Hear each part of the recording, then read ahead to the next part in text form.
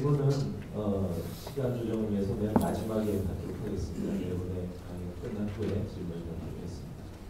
예, 두 번째 연장은 소개하겠습니다. 두 번째 연장은 서울의대의 이의중 선생님입니다.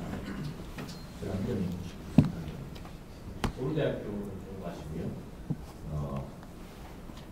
제주의대, 고려의대 여기저기 스카우트를 당하고 다니시다가 서울대학교 가셨습니다.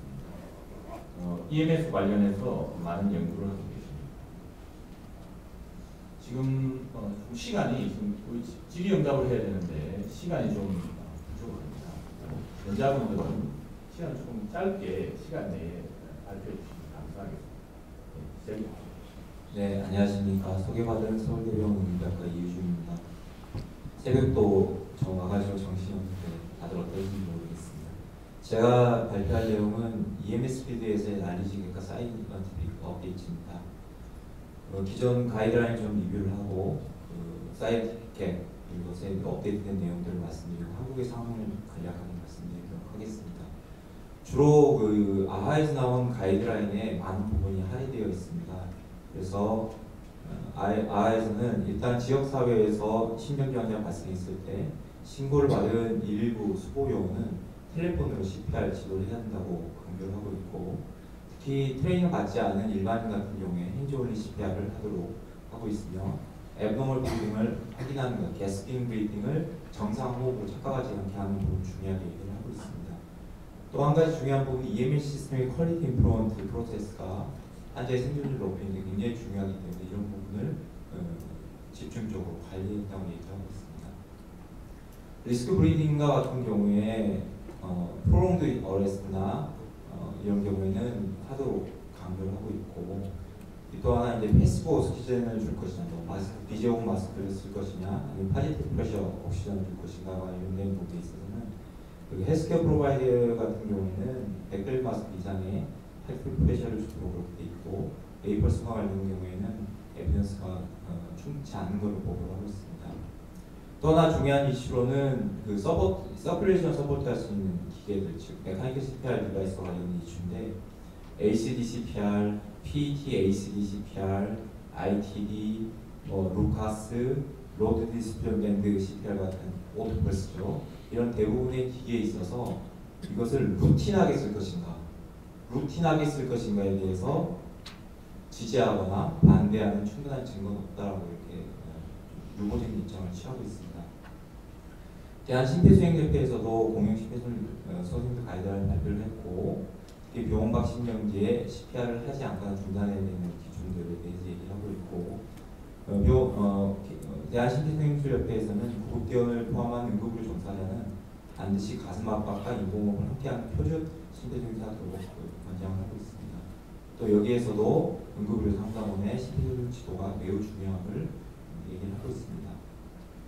기존 이런 가이드라인들이 있었는데, 그럼 이런 가이드라인에 어떤 에비던스가 있고 어떤 게 업데이트 됐는지를 말씀드리도록 하겠습니다. 중요한 프리아스탈 CPR의 이슈들은 이런 것들이 있는 것 같습니다. Dispatch Assisted Layperson CPR, 컴프레션만 하는 CPR 할 것이냐, 스탠다드 CPR, 즉 에어웨이를 같이 포함한 리스크 브리딩을 하는 것을 할 것이냐에 대한 문제, 에어웨이 매니지먼트, 프리아스탈 헬스케어 프로바이더 EMP들에게 어드밴스드 에어웨이를 하게 할 것이냐, 아니면 이걸 좀 유보하거나 중요성을 낮출 것이냐, 메카니컬 디바이스의 문제, 우리 현실에 이것을 적용했을 때 이득이 있을 것이냐, 그 밖에 현장에 얼마나 빨리 도착할 것이냐, 현장에서 얼마나 오랫동안 CPR 할 것이냐, 앰뷸런스 이송 중에 CPR은 어떻게 할 것이냐, 다음에 우리나라에 조금 시기상조일 수 있지만 현장에 CPR 중단을 시킬 것이냐, 이런 이슈들이 있고, 이런 것들을 통틀어서 퀄리티 CPR 할 수 있는 질 관리를 어떻게 할 것이냐 이슈가 있는데, 이 이슈들이 많고, 그래서 이 주요한 세 가지 이슈를 중심으로 말씀드리도록 하겠습니다.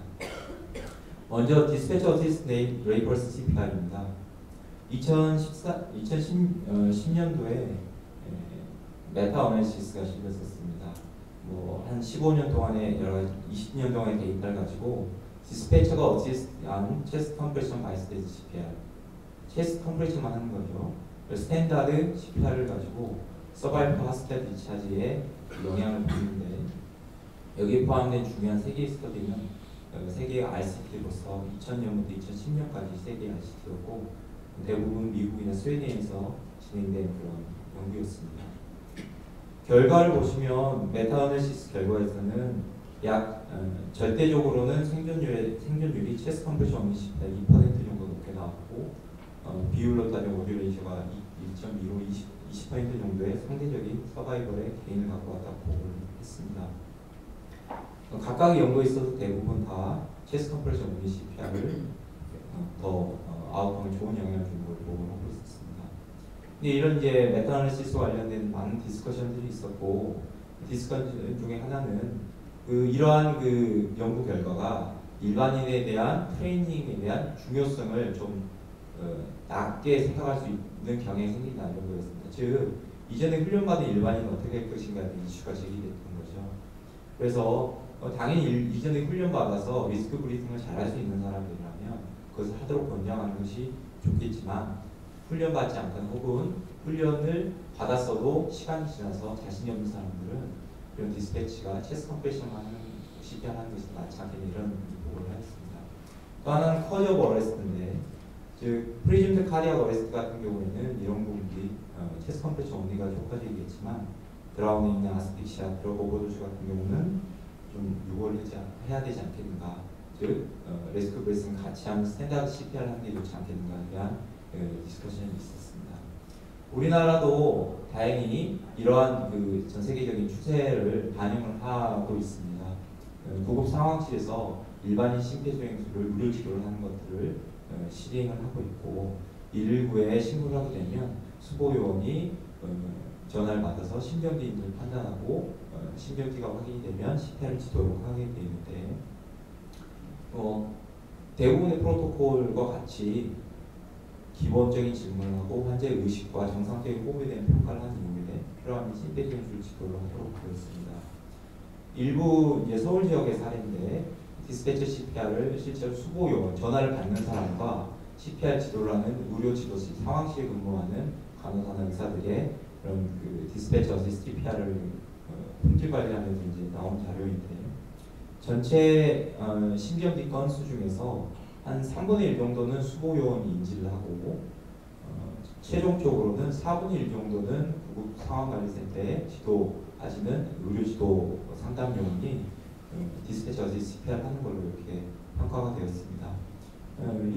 그리고 이렇게 신고해서 심정지임을 인지하고 디스패처 어시스트 CPR을 시작할 수 있게 하는 이런 시간은 60초 미만으로 하도록 권장하고 있는데 그 비율은 약 30%로 아직은 이런 것들이 수월성이 떨어지고 배 나온 것 같은 인지도가 떨어지는 결과를 보여주고 있다는 것을 알 수 있었습니다.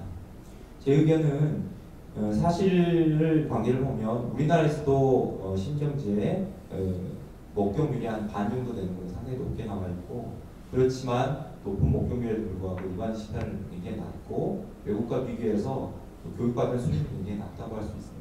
다행히 최근 디스패처 CPR이 시작되고 있는 단계이고 또 기존의 체스트 컴프레션 온리 CPR이 스탠다드 CPR에 비해서 더 나쁘지 않거나 좋은 아웃컴을 보이는 것들을 트렌드가 있어서 제 생각에는 특히 프리즘드 카디악 어레스트 같은 경우는 디스패처 어시스트 체스트 컴프레션 온리 CPR 하는 것으로 하는 것이 맞지 않는 생각이 들고 특히 퀄리티 CPR을 일반인 할 수 있게 하기 위해서 또 자동 재생기의 적용을 수월하게 하기 위해서 이런 모든 CPR을 디스패치가 인스트럭션하는 과정을 통해서 90% 이상의 이런 성취율을 만드는 것이 굉장히 중요하다고 생각합니다.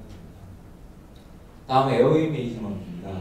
주로 어드밴스드 에어웨이에 대한 이슈인데 2013년도에 일본에서 재팬의 네이셔널와이드 페이 프로그램에 대한 데이터를 바탕으로 에어웨이와 관련된 발표를 했습니다. 일본의 구조사는 91년도부터 슈퍼브레트 에어웨이를 2004년부터 엔도트라키얼 인투베이션을 할 수 있도록 법적으로 허용이 됐고 특히 이 사람들은 훈련 시간이 굉장히 길입니다. 수술장에서 30개의 누가 감독을 하고 있는 성공적인 엔도트라키얼 인투베이션을 해야 되고 총 트레이닝 시간이 62시간으로 다른 나라에 비해서도 결코 짧지 않고 오히려 긴 수련 시간을 보여주고 있는 그런 이제 과정을 겪고 발표를 하였습니다. 전체 한 60만 명 중에 사람들 중에서 뭐 익스플로드 있는 사람들 쭉 빼고 한 30만 명 정도가 인솔됐고, 이 사람들을 프로펜시스코 매칭을 통해서 바이어스를 교정을 했었습니다. 이 표에서 보여주고 있는 것은 엔도트라키얼 인투베이션과 백벨 마스크 벤틸레이션의 아웃컴 사이인데, 이 그림에서 보다시피 모든 아웃컴, ROSC, 원번 서바이벌, 뉴로로지컬 페이블 서바이벌 등 모든 아웃컴에서 백벨 마스크를 벤틸레이션 하는 경우가 엔도트라키얼 인투베이션 하는 경우보다 더 좋은 아웃컴을 보고를 하였고, 수프라글로틱 에어에서 비슷한 결과를 보고를 하였습니다. 근데 재밌는 거는 이 사람의 대규모 파퓰레이션 베이스드 옵저베이션 스터디의 경향이 뭐 완전히 새로운 건 아니라는 겁니다. 이전에 여러 사람들이 이제 주로 미국에서 연구인데 기존의 스탠다드 가이드라인과 딜레이드 어드밴스드 에어웨이를 이용한 혹은 백벨 마스크를 이용한 그 스터디를 비교를 했을 때 대부분의 아웃컴에 있어서 서바이벌 허스피탈리티 차지가 딜레이드 에어웨이 프로토콜 등을 통한 것들이 더 높게 나와서 과연 어드밴스드 에어웨이가 OHCA 환자의 아웃컴에 과연 좋은 효과를 준다는 의문은 제기되어 왔었습니다. 한국에서도 이와 비슷한 연구가 있는데 2005년부터 5년 동안에 OHCA 환자를 대상으로 해가지고 백벨 마스크 엔도트라키얼 인투베이션 LMA의 아웃컴에 대한 효과를 프로펜시티 스코어 매칭을 통해서 분석을 하였습니다. 우리나라의 연구 결과에서는 백벨 마스크와 엔도트라키얼 튜브는 비슷한 정도의 아웃컴, 허스텔 디스차지를 보였으나 LMA가 아웃컴이 더 나쁜 것으로 이렇게 보고가 됐어서 엔도트라키얼 인투베이션의 경향성은 외국의 경우와 좀 다르지만 수프라글로틱 에어웨이에 있어서는 외국과 비슷한 어드밴스 에어웨이가 아웃컴을 좀 나쁘게 하는 경향이 있는 것 같다는 보고를 하였습니다. 제 의견은 그렇습니다. 우리나라에서는 어드밴스 에어웨이의 시행률 실제가 낮고 EMT 교육 수준이 굉장히 낮은 상황입니다. 그리고 또 하나는 퀄리티 스펠, 앰뷸런스 이송 중의 CPR 혹은 에어웨이 매니지먼트 얼마나 잘하는 거에 대한 증거가 충분하지 않은 그런 사실을 갖고 있고, 기존의 에비던스들은 어드밴스드 에어웨이가 특히 프리즘드 카디악 오리진에 어렸을 때 좋지 않은 결과를 보여주고 있습니다. 물론 이것은 어소시에이션, 연관성을 보여주는 그것이 어드밴스드 에어웨이가 아웃컴을 나쁘게 하는 원인이 된다라고 명백히 얘기할 수 없는 측면은 있습니다. 옵저베이션 스터디이기 때문에 이런 것들을 볼 때 적극적으로 어드밴스드 에어웨이를 하는 것을 권장하기 좀 어렵지 않을까라는 생각을 저는 하고 있고, 그래서 딜레이드 어드밴스드 에어웨이를 옵셔널하게 트레이닝을 통해서 충분한 에어웨이 매니지먼트 할 수 있게 서티피케이션 된 사람들을 중심으로 하는 것이 좋지 않나 생각을 합니다. 그리고 CPR 퀄리티나 어드밴스드 에어웨이 트레이닝에 대한 훈련과 연구는 지속이 돼야 될 거라고 생각합니다. 다음 메카니컬 CPR입니다. 두 개의 커다란 RCP가 진행이 됐었습니다. 여기서는 로드 디스트리뷰션 밴드 CPR, 즉 오토펄스만 보여드릴 텐데요.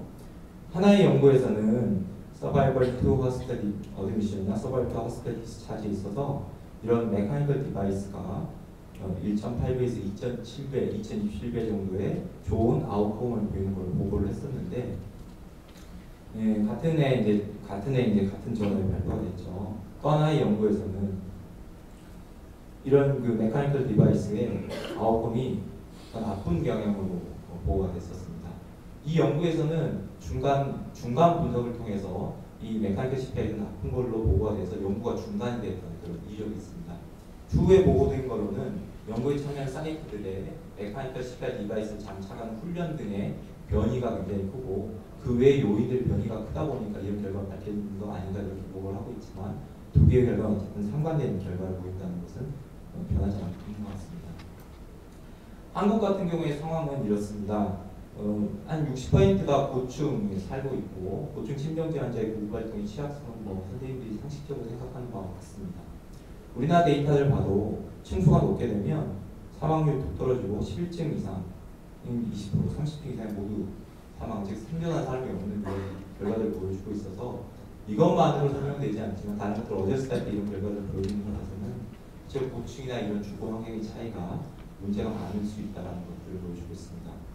또 하나 또 생각해야 될 것은 일부 메카니컬 CPR 디바이스가 보급됐지만 사용료가 없는 부분이 있어서 이것도 하나 고려해야 될 상황일 거고, 가격이 3, 4천만 원이 된다는 것이 이제 고려해야 될 것인데, 도움이 될 수 있다고 생각되는 부분은 서울 이외의 지역에 많은 경우에 운전사와 구조사 2명이 탑승한 형태로 진행되기 때문에 이런 경우에 메카니컬 CPR 디바이스는 도움이 될 수 있겠다. 그래서 에비던스는 아직 충분하지 않지만 이런 경우에 도움이 될 수 있지 않을까라는 정도로 레코멘드를 할 수 있을 것 같습니다. 이런 이제 근거들을 바탕으로 해가지고 그 소방관계청에서는 2011년도에 119국대 현장 지침, 현장 처치 지침을 발표하면서 현장 CPR 지침을 포함해서 발표했습니다. 이 현장 CPR 지침에서는 주로 이제 시민성 행정기와 관련해가지고 팀 어프로치를 강조했고, 그다음에 미니멀리 인터럽티드 CPR, 체스트 컴프레시를 중단되지 않는 연속적인 CPR을 강조했고, 어드밴스드 에어웨이를 딜레이하는, 즉 비제호흡 마스크를 이용한 산소 공포라고 어드밴스드 에어웨이는 출발 직전하는 것을 권장했습니다.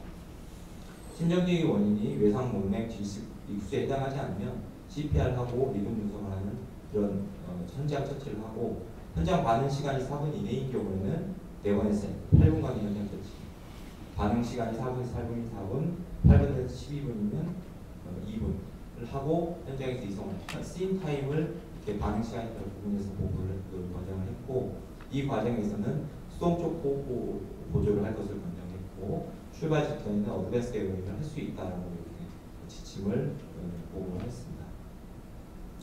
교육이 아직 충분히 되지는 않았지만 이것과 관련된 프리미어 리포트가 있어서 소개를 하면 2012년도에 50개의 EMS 팀, 즉 안전센터에서 3교대를 한다면 3교대를 한 팀이 하나의 팀이 되는데요. 이 팀을 교육받은 한 팀을 상대로 프리, 포스트 스터디를 했습니다. 그래서 프리 테스트 기간은 교육받기 전에, 포스트 기간은 교육받은 후의 기간으로 이런 현장 지침을 교육받은 사람들의 치료받은 환자들의 이제 어떤 아웃컴의 결과를 봤는데, 결과가 이렇습니다. 프리아스 ROSC는 유의하게 이제 높은 걸로 나왔고, 그렇지만 서바이벌 어드미션 디스차지는 유의하게 높지는 않았습니다. 약간의 어저스트를 쓸 때 약간의 서바이벌 게인을 가져오는 경향을 보이고 있지만 유의한 경향을 보이지는 않아서 샘플 사이즈가 커지면 또 달라질 수 있겠다는 여지를 남겨두고 있고, 또 하나는 실제로 이런 지침의 컴플라이언스가 어떻게 되는지에 대한 평가가 아직 진행되지 않았다는 것이 하나의 리미테이션이 되겠습니다. 결론입니다. 현장에서 지역사회에서의 일반인 CPR, BLS와 마찬가지로 프리아스타 CPR에서의 에서도 퀄리티 CPR이 굉장히 강조가 되고 있고, 이 퀄리티 CPR은 디스패처 어시스티드 CPR, 이 녹음을 청취하고 환자의 아웃컴을 평가하는 과정들, 그리고 이런 프로토콜을 만드는 것뿐만 아니고 프로토콜을 제대로 교육해서 환자들에게 적용하게 하는 부분들에 대한 중요성들, 그리고 우리나라의 그런 리소스가 부족한 휴먼 리소스가 부족한 상황에서 메카니컬 CPR과 관련돼 가지고 어떻게 할 것인가 이슈가 남아 있는 것 같습니다. 이제 이런 것들에 대한 연구가 앞으로의 과제가 될 것이라고 생각을 하고, 이런 과정들에 있어서 최근에 여러 선생님들의 노력으로 무료 지도가 활발하게 진행돼 있으면서 이런 과정들을 통해서 충분히 우리가 더 나은 프리아스타 CPR 할 수 있는 계기를 만들고 있다고 생각되고, 그 밖에 국대원이 안전하고 효과적으로 CPR을 할 수 있는, 이성적인 CPR 할 수 있는 CPR 서킷이라든지 메카니컬 CPR 디바이스, 또 이런 메카니컬 CPR 디바이스를 스테이지에 고정해가지고 고층 아파트 이송 중에서 CPR 효과적으로 할 수 있는 이런 연구들이 진행되고 있어서 좋은 몇 년 후에는 더 좋은 에비던스를 가지고 지침 만들 수 있을 거라고 기대합니다. 하나의 예인데 기존에 이제 침상들이 이렇기 때문에 실제로 환자들이 엘리베이터에 탔을 때 충분한 CPR을 하지 못한 이런 문제가 있고, 그래서 이런 것들을 디귿자로 이렇게 접히게 하는 침상을 만들고 이런 기계적 압박 장치를 고정할 수 있게 해서 환자 이송 중에, 노이드 이송 중에도 CPR 할 수 있도록 하는 이런 과제들이 진행되고 있고 시제품도 나온 걸로 알고 있습니다. 그 밖에 다행히도 충주와 군산에서 빠른 시간 이내로 메카니컬 CPR 디바이스를 이용한 프리아스타 CPR에 대한 랜덤마이즈 컨트롤 트라이얼을 진행될 계획이 있는 걸로 알고 있고, 이런 연구들을 통해서 앞에 나왔던 불충분한 사이언티픽 계획과 현장의 CPR의 문제를 어느 정도 채울 수 있을 거라고 기대합니다. 이상입니다. 네, 시간 내에 마쳐주셔서 대단히 감사합니다. 질문할 게 많으실 것 같은데 질문은 역시 이 세션 끝에 다시 모아서 하는 거예요. 네, 다음 연자를 소개해드리겠습니다. 다음 연자는